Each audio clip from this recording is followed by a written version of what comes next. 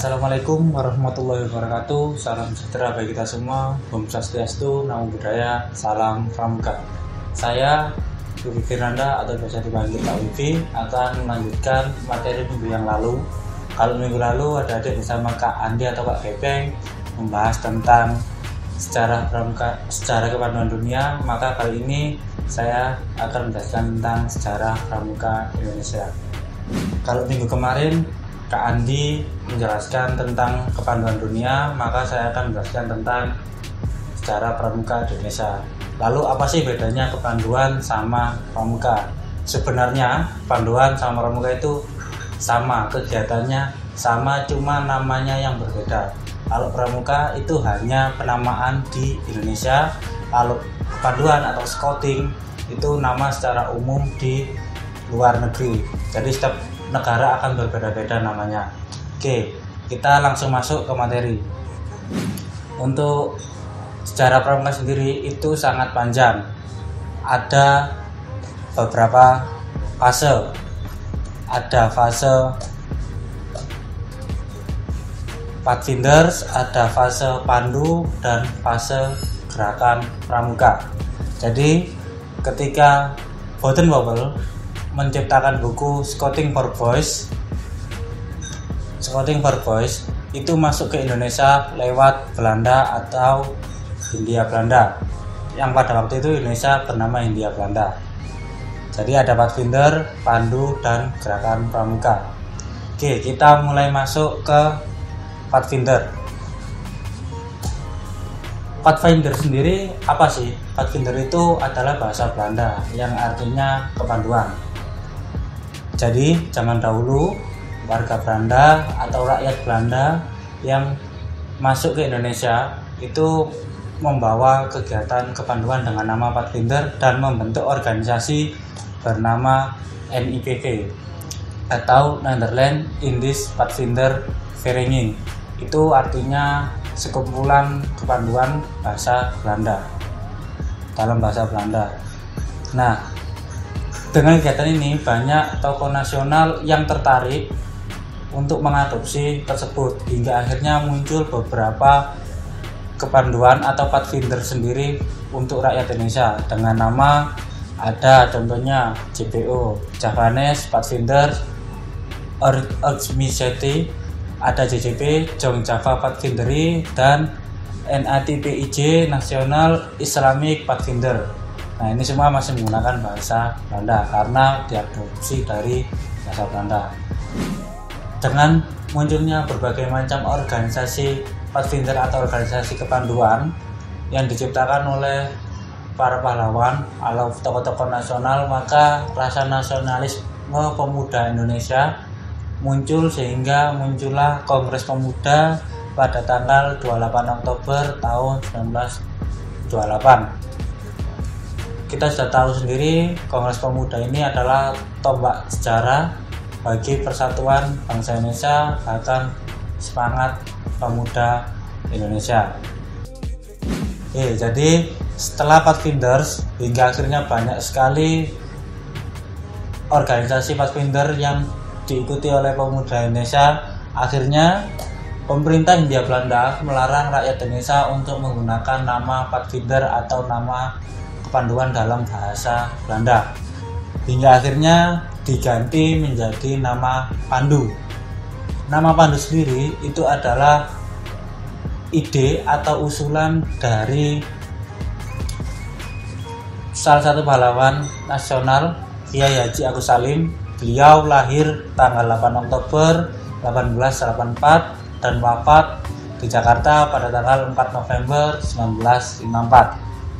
Pada tahun 1930, organisasi kepanduan IPO, PK Pandu Kesultanan, PS Pandu Pemuda Sumatera itu melebur menjadi satu, menjadi KBI, Kepanduan Bangsa Indonesia. 1 tahun setelahnya atau tahun 1931 muncul lagi organisasi kepanduan bernama PAPI, yaitu kependekan dari Persatuan Antar Pandu Indonesia. Dan pada tahun 1938 nama PAPI ini berubah menjadi BPPKI, Badan Pusat Persaudaraan Kepanduan Indonesia. Setelah kemerdekaan pada tahun 1945, tepatnya tanggal 28 Desember, berdirilah Organisasi Pandu Rakyat Indonesia atau disingkat dengan PRI. Organisasi ini berdasarkan atau didasari dengan keputusan Menteri Pendidikan nomor 93 bagian A tanggal 1 Februari tahun 1947.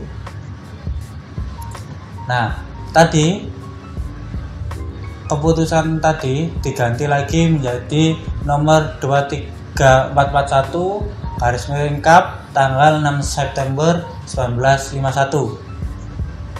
Setelah diganti keputusan kementerian tadi, maka muncullah banyak sekali organisasi kepanduan di Indonesia. Contohnya pada tanggal 16 September 1951 muncul IPINDO, Ikatan Pandu Indonesia.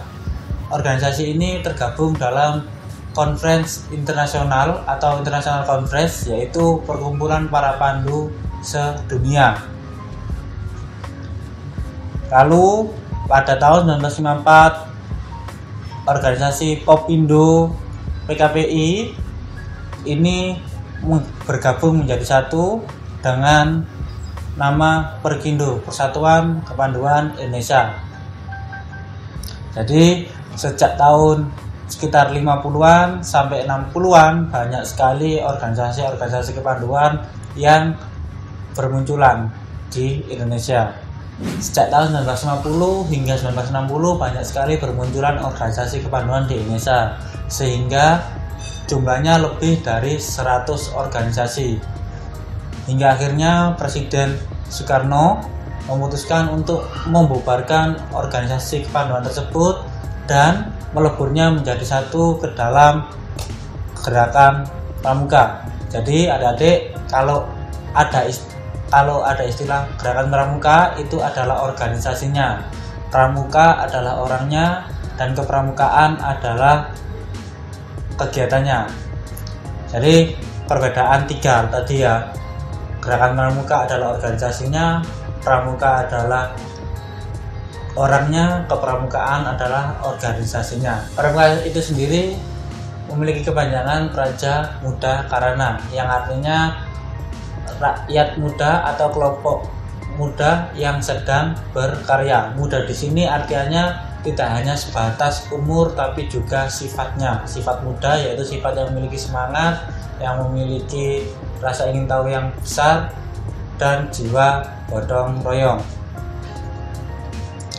Nah, Gerakan Pramuka sendiri itu didasari oleh Kepres atau Keputusan Presiden nomor 238 tahun 1961 tentang Gerakan Pramuka. Kepres ini ditandatangani oleh PJS atau Pejabat Sementara Kepresidenan Insinyur Juanda, karena pada saat itu Insinyur Soekarno sedang berada tugas di luar negeri. Dan akhirnya pada 14 Agustus 1961 Gerakan Pramuka diperkenalkan ke publik melalui apel besar, dan pada saat itu diserahkanlah panji-panji sebagai penghargaan keikutsertaan para pandu dalam mengisi kemerdekaan Indonesia. Tidak hanya di ibu kota, apel tersebut juga diikuti di berbagai daerah di Nusantara hingga mencapai 10.000 anggota Gerakan Pramuka. Sejak organisasi kepramukaan berdiri, akhirnya pada Musyawarah Nasional atau Munas Gerakan Pramuka tahun 1988 di Dili, Timur Timur, menghasilkan surat keputusan nomor 10/Munas/88 tentang Bapak Pramuka, yaitu penunjukan Sri Sultan Hamengkubuwono ke-9 sebagai Bapak Pramuka Indonesia. Jadi kalau kemarin minggu lalu Lord Boten Powell sebagai Bapak Kepanduan Dunia, maka di Indonesia Bapak Pramuka Indonesia adalah Sri Sultan Hamengkubuwono ke-9. Sri Sultan Hamengkubuwono ke-9 ini adalah Sultan atau Gubernur dari daerah istimewa Yogyakarta. Beliau juga pernah menjadi Kakuarnas, beliau juga pernah menjadi Wakil Presiden. Hingga saat ini Gerakan Pramuka merupakan organisasi terbesar kepemudaan yang ada di Indonesia dan telah melakukan banyak sekali kegiatan. Kegiatan tersebut seperti Jambore Nasional atau Jamnas, ada juga lomba tingkat atau LT, dan masih banyak yang lainnya. Nah, mungkin cukup sekian materi yang bisa saya sampaikan. Kalau ada kurangnya, adik-adik bisa tanyakan di kolom komentar atau bisa DM kita lewat @semeru_scout di Instagram.